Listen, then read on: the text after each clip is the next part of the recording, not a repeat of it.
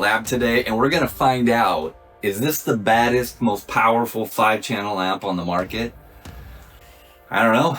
Let's give it a shot. Let's check it out. So I went on Crutchfield to kind of see what other stuff out there in the market is comparable to this stuff. So at $849 for the MTX, we've got a Rockford, got a JL, and an Alpine. I'm gonna say these are big direct competitors. Again, $849. You know, this thing's rated 100 times 4 and 800 times 1. None of these other ones even come close.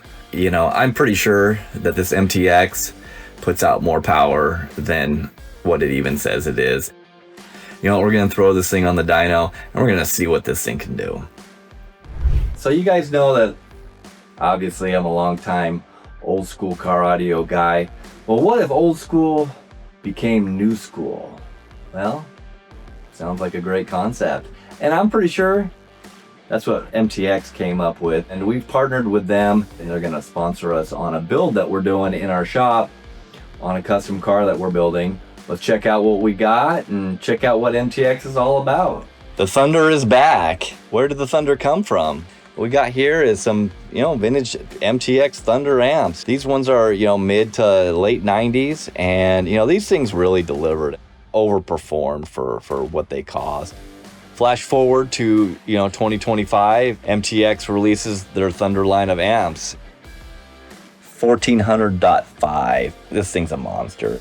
And MTX is one of the last standing old school companies, you know. Their parent company, MyTech, dates back to like 1971. You know, MTX apparently started around 1983.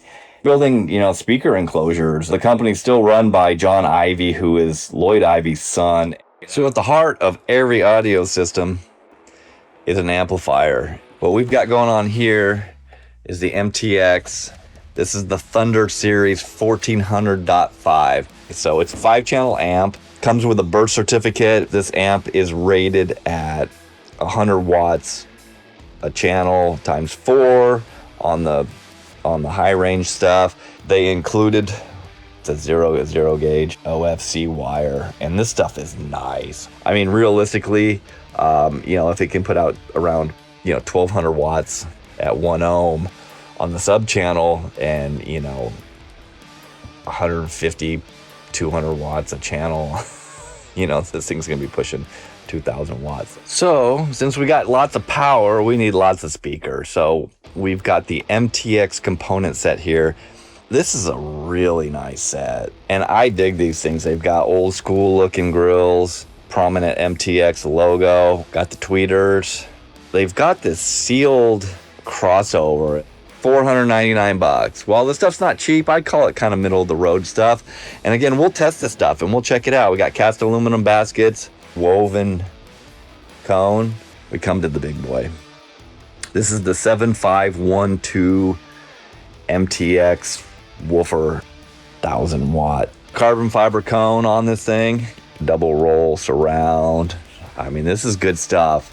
So, you know, we're gonna dyno this thing and see what this thing does. We are running 4 ohms. This is the front channels. This is each channel. Let's see what this thing does.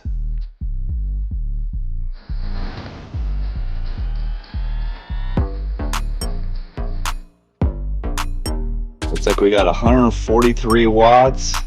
All right, same test. This time 2 ohms, front channels, all channels driven.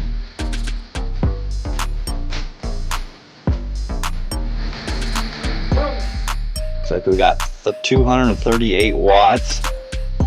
So we got the subwoofer channel hooked up to 2 ohms because nobody cares about 4 ohms. No one's gonna run this thing at 4 ohms. Okay. All channels driven, including the front. So let's see what this thing will do.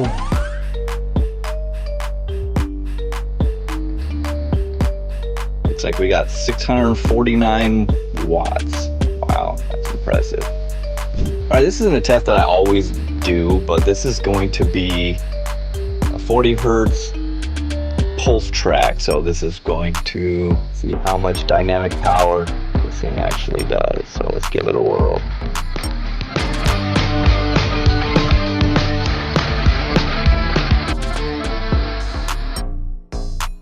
we got 836 watts, 2 ohms, and we were able to keep about 14 volts. All right, so we got the subwoofer channel wired down to 1 ohm. We got 942 watts. All right, we're gonna try the subwoofer at 1 ohm, dynamic burst, 40 hertz.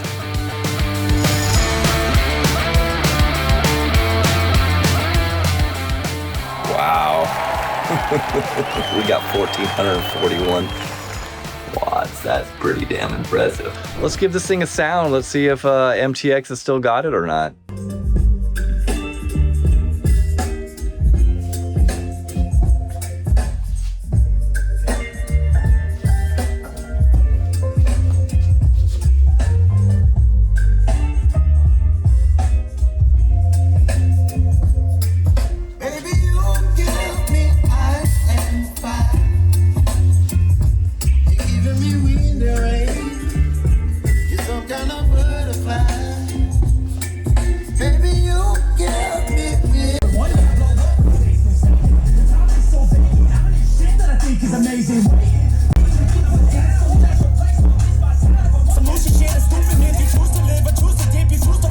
All right, so we got this thing off the dyno, and I'm totally impressed. This thing really killed it.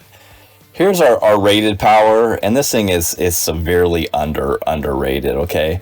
But as you can see, you know, this thing's making, you know, 30-40% over rated power, and I mean, this is amazing. So if you guys want to take a look at this numbers, and this is the baddest 5-channel amp, I should say, on the market. This amp sounds really good, but where it really shines is on power output. So if you're looking for something that really puts out the power, you know, this amp in its compact size is the way to go.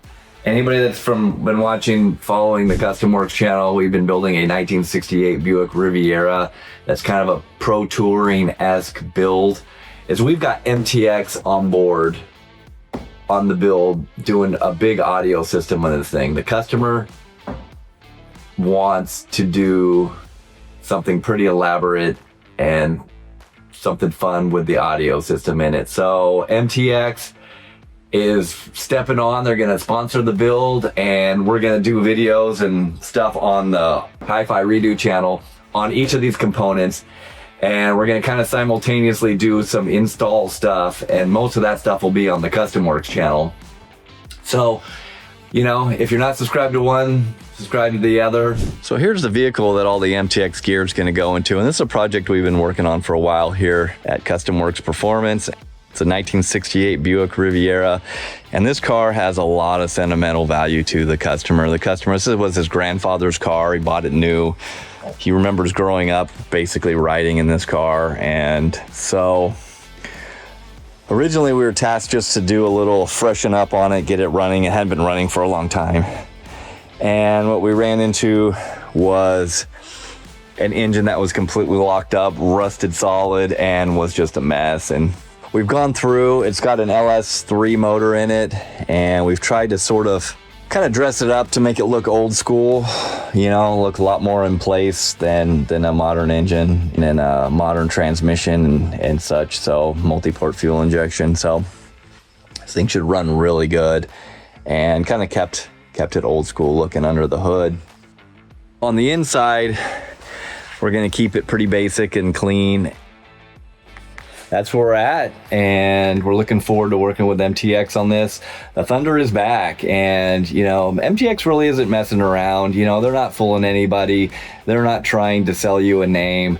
You know, this stuff looks good, it sounds good, it performs well. So I'm pretty excited about it, and you know, I think it's appropriate for this build to put something old school in the car. So anyways, appreciate you watching.